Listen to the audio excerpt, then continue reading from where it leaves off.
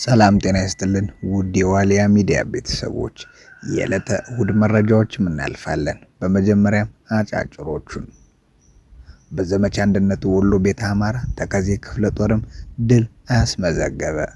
ምንምናቸው ድሎችንም ይህንንም ወደ እናንተ እናቀርባለን። ይጠብቁን። 8ኛ በላይ ዘለቀ ክፍለ ጦር ስር የሚገኙት ብርጌዶች ውስጥም አባ ኮስትር ብርጌድ እና አባይ ጮቄ ብርጌድም ከባድ ውጊያም እያካሄዱ ይገኛሉ። በዚህ ውጊያስ ምን ነገር ተደርጓል? ይህንንም ወደ እናንተ እናደርሳለን። ይጠብቁን። በተከታታይ 3 ጊዜ በተመራቂ ተማሪዎች የመውጫ ፈተና ከ5 በመቶ በታች ውጤት በሚያስመዘግቡ ዩኒቨርሲቲዎች ላይ እርምጃ እንደሚወሰድ ተገለጸ። ይህንም የገለጹት የትምህርት ሚኒስትሩ ፕሮፌሰር ብርሃኑ ነጋ ናቸው። ብርሃኑ ነጋ ያስተላለፉትን መልእክትም ወደ እናንተ እናደርሳለን። በዝርዝር ወደምናገኛቸው መረጃዎች ስናልፍም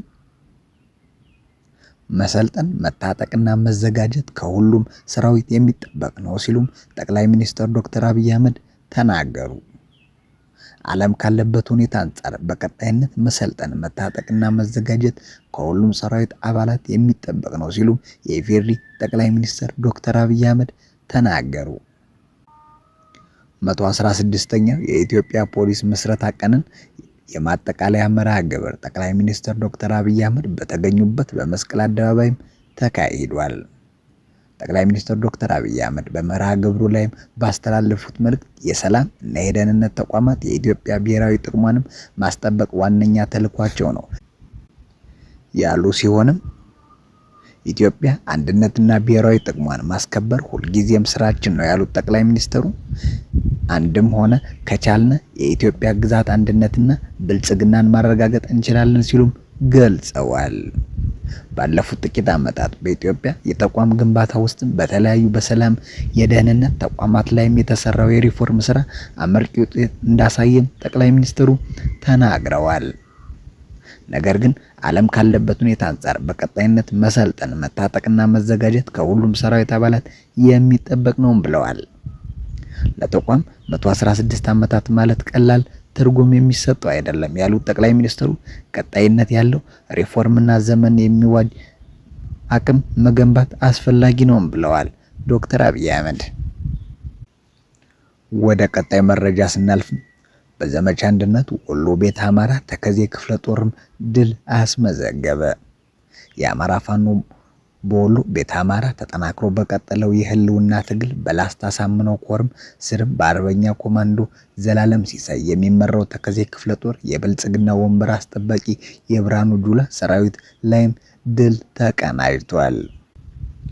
ሚያዝያ 25 2017 ዓ.ም አመሻሽ 10 ሰዓት አካባቢ መነሻውን ገዳን ወረዳ ሙጃ ማርያም አድርጎ ዴንሳ ከተማ ላይ የሚገኙ ወጣቶችን አፍሶ ለመሄድም አስቦ የተንቀሳቀሰውን የጠላት ጦርም በንቃት ሲከታተሉት የነበሩት ተከዚዎቹ ሻለቃ አንድና ልዩ ዘመቻ ፋኖች ዴንሳ ከተማ ዙሪያውን በማተት ለጠላት የእሳት ረመጡ ነው በጥይት አረር ሲቆሉትም አምሽተው አይበገሬዎቹ ዴንሳ ከተማንም ሳይነኩ ጠላት አንድ ፓትሮል መኪና ሞትና ቁስለኛ ይዞ ወደ ነበረበት ሙጃ ማርያም ተመልሷል።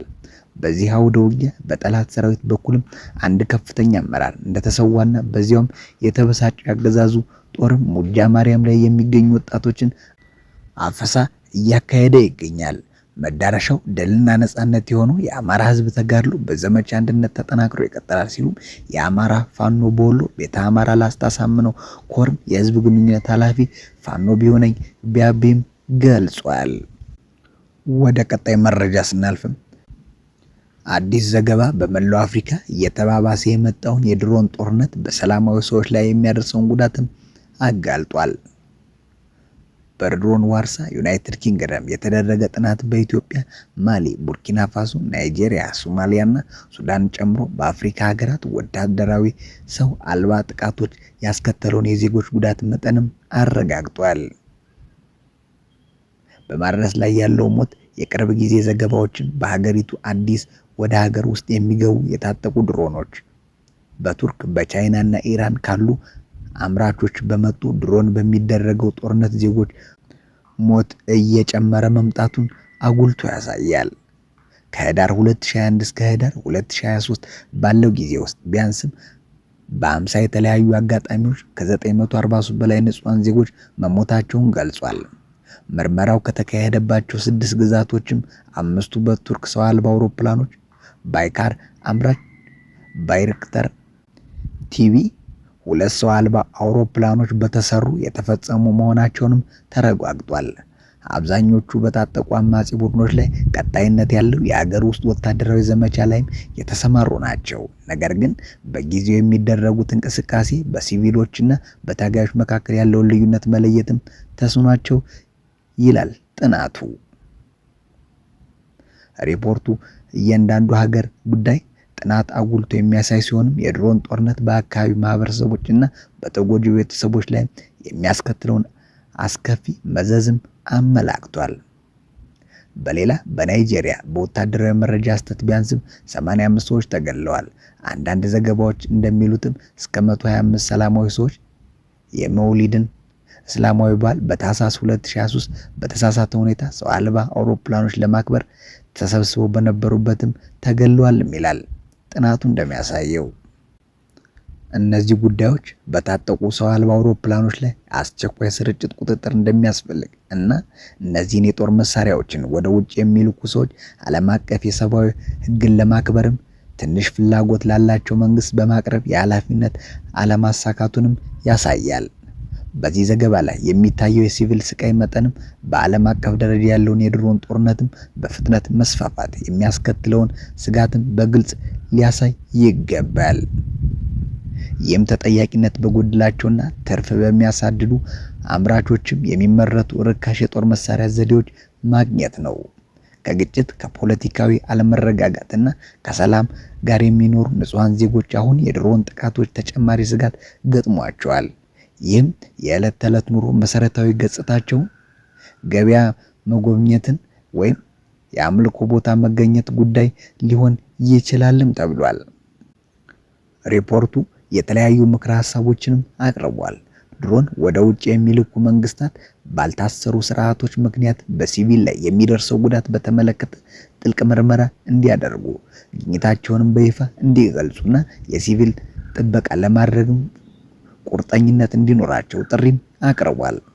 ቀደም ሲል ያስከተለውን ከፍተኛ የሲቪል ጉዳት ግምት ውስጥ በማስገባት ተጨማሪ መስፋፋት ጋር የተያያዙ ጉዳዮች ለመከላከል ዓለም አቀፍ ማህበረሰቡ በአስቸኳይ አዲስ የቁጥጥር ስርዓት መሰረት እና መተግበር አለበትም ይላል ጥናቱ። ሪፖርታችን በተጨማሪም የዩናይትድ ኪንግደም መንግስት ከሌሎቹ ግዛቶች ሲቪል ማህበረሰብና የተጎጂ ቡድኖች ጋርም በትጥቅ እና አጠቃቀም ላይ ጠንካራ ዓለም አቀፍ ቁጥጥር እንዲያዳብሩ ያሳስባል። የዩናይትድ ኪንግደም ግልጽነት፣ ቁጥጥርና ተጠያቂነት የተጎጂዎችን ቀረጻና የተጎጂዎችን እርዳታን ጨምሮ ከፍርድ ቤት ውጪ የሚደረጉ ግድያዎችን በግልጽ እያወገዘና ዓለም አቀፍ ሕግ በታጠቁ ሰው አልባ አውሮፕላኖች ላይ ተፈጻሚነት እንዳለውም ሲያረጋግጥ ይስተዋላል። ወደ ቀጣይ መረጃ ስናልፍም በተከታታይ 3 ጊዜ በተመራቂ ተማሪዎች የመውጫ ፈተና ከ25 በመቶ በታች ውጤት በሚያስመዘግቡ ዩኒቨርሲቲዎች ላይ እርምጃ እንደሚወስዱም ተገለጸ። ይህ የተገለጸው ትምህርት ሚኒስቴር ከፍተኛ አመራሮች ከቡሌ ሆራ ዩኒቨርሲቲ ማህበረሰብ አባላት ጋር በተወያዩበት ወቅት ነው። የትምህርት ሚኒስትሩ ፕሮፌሰር ብርሃኑ ነጋ በተከታታይ 3 ጊዜ በተመራቂ ተማሪዎች መውጫ ፈተና ውጤት ከ25 በመቶ በታች የሚያስመዘግቡ ዩኒቨርሲቲዎች በትምህርትና ስልጠና ባለስልጣን በኩል እርምጃ እንደሚወሰድም አመላክተዋል። የዩኒቨርሲቲ አመራሮች በብቃትና በችሎታ እንዲመደቡ እየተደረገ መሆኑንም አነስተው አሰራራቸውን ለማዘመንም የዩኒቨርሲቲው አመራሮች ማሰልጠኛ ተቋም ለማቋቋም እየተሰራ ነው ብለዋል። ወደ ቀጣይ መረጃ ስናልፍ ከህገወጥ ስደተኞች ጋር የተባበሩ የጅቡቲ ዜጋ ከ50 ሺህ እስከ 500 ሺህ ፍራንክ እንደሚቀጣ ማስጠንቀቂያ ተሰጥቷል ሲልም በጅቡቲ የሚኖሩ ኢትዮጵያዊ ገለጹ። የጅቡቲ መንግስት ሰነድ አልባ ስደተኞች ሀገሪቱን ለቀው እንዲወጡም ከ1 ወር በፊትም ያስተላለፈው ትዕዛዝ ሚያዝያ 5 2017 ዓ.ም እንደሚጠናቀቅም ታውቋል። የጅቡቲ ባለስልጣናትም ከትናንት በስቲያ ማታ አርቲዲ ዌብ በተባለ ሚዲያ በዚህ ጉዳይ ላይ ውይይት አካሂደው ነበር። ውይይቱን መመልከታቸውን የገለጹት አቶ መሐመድ ያዩ ጆሃርም የባለስልጣናት ውይይት ምን እንደነበረም እንዲህ ሲሉ ያስረዳሉ። በቴሌቪዥን ውይይቱ ካደረጉ ሰዎች መካከል አንዱ ጀነራል አለበት፣ አንድ የህግ ሰውም ነበረበት። ለጅቡቲዎች ለራሳቸው ህጋዊ ያልሆነ ሰው ሲተባበሩ ከተገኘ ቅጣት እንደሚያስከትልባቸው ነው ሲናገሩ የነበረው። የቅጣት ከ50 ሺህ እስከ 500 ሺህ የጅቡቲ ፍራንክ የሚደርስም እንደሆነም ገልጸዋል። ህጋዊ ሰነድ ያላቸው ዜጎች ቀነ ገደብ ካበቃ በኋላ ባሉት ቀናትም መታወቂያቸውን ይዘው እንዲንቀሳቀሱም አስጠንቅቀዋል። ትክክለኛ ሰነድ ስለመሆኑም ጭምር የሚያረጋግጡበት መሳሪያ እንዳላቸውም ገልጸዋል። የጅቡቲ ህዝብ ለሰራተኞች ደሞዝ እንዲከፍልም አዟል። በተሰጠው ቀነ ገደብ ውስጥም የሰራተኞቻችሁን ደሞዝ ክፈሉ፣ በስርዓት አስተናግዷቸው፣ ችግር እንዳታደርሱባቸውም ሲሉ ነበር የተናገሩት። በአጠቃላይ ግን ባለስልጣናቱ ሰነድ አልባ ስደተኞችን ለማባረር በቂ ዝግጅት ማድረጋቸውን ነው የተረዳሁት። ፖሊስ፣ የህዝብ ደህንነትና ወታደሩ ሁሉንም የመንግስት አካላት ተዘጋጅተዋል። በመጀመሪያ ደረጃ ጎዳና ላይ ያሉትን በማስወጣት ከዛም በሁሉም ሰፈሮች አሰሳ በማካሄድ እንዲወጡ ይደረጋል ነው ያሉት። እንደውም ድሮንም ተዘጋጅቶ ወደ ጅቡቲ አዲስ ሰው እንዳይገባ ጥበቃ እንደሚደረግ ገልጸዋል ሲሉም የውይይቱን ጭብጥም አስረድተዋል። ምናልባት የማባረሩን ዘመቻ ቅዳሜ ባይጀምሩትም ከዛ በኋላ ግን ሊጀምሩት እንደሚችሉ ነው የተገነዘብኩትም ይላሉ። በውይይታቸው በግልጽ ያልተቀመጠ ነገርም ግን አለ። ብዙ ህዝብ ነው ያለው እዚህ። እነሱ በሚቀጥሉት ቀን ውስጥም ተጠቅልሎ የሚወጣ ህዝብም አይደለም ያለው። ህዝቡን ከሰበሰቡት በኋላ ምንድነው የሚያደርጉት? ከብዛቱ አኳያ አንድ ቀን እንኳን ቁርስ ለማብላት የሚቸግሩ ይመስለኛል። የት ነው የሚሰበስቡት? በምንድነው የሚያጓጉዛትም የሚለውን አልጠቀሱም። መንግስት ስደተኛውን ከሰበሰቡ በኋላ ምን ያደርገዋል የሚለውንም አናውቅም። በአንድ ወር ጊዜ ውስጥም እንኳን ሀገር መልቀቅ ይቅርና ከቤት ኪራይ ለመልቀቅ እንኳን ይከብዳል።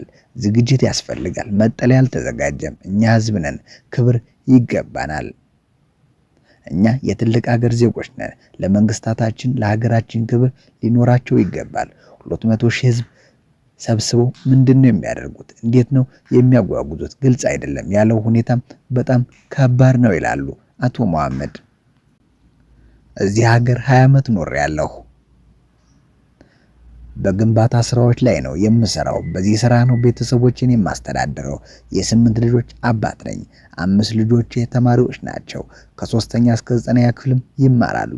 እነዚህ ልጆች ከትምህርታቸው አቋርጬ ወደ ሀገራቸው እንዴት ነው የማጓጉዛቸው? ጨንቆኛል፣ እንቅልፍ አጥቻለሁ። ይህ ሁሉ ኢትዮጵያዊ ጭንቀት ነውም ብለዋል። ሰው በተለያዩ መንገድ እየወጣ ነው። አሁንም አልወጣም እንዳላለ ይህ ማሳያ ነው። ግን ንብረት ሀብትና ቤተሰብ ያለው ነው ጊዜ ስጡን እያለ ያለው። ረዘም ያለና ሰፋ ያለ ጊዜ ተሰጥቶን ቢሆን ኑሮ እስካሁንም ባልቆየን ነበር። አሁንም የምንማጸነው ራሳችን አዘጋጅተን የልጃችንን ሰርተፍኬት ይዘን በሰላም ሳንንገላታ እንወጣለን ነው።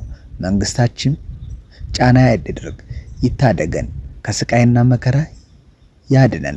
በክብር እንድንሸኝ ነው የምንፈልገው። ከዚህ ሀገር እንደ ፍየል ታንቀን ንብረታችንን አስጥለውን ከሚያስወጡን መንግስት ጊዜ በማስጨመሩ በኩልም ትብብሩን መልካም እንዲሆንልንም ጠይቁልንም ብለዋል። ስላዳመጣችሁ እናመሰግናለን። ቸር ደሩልን።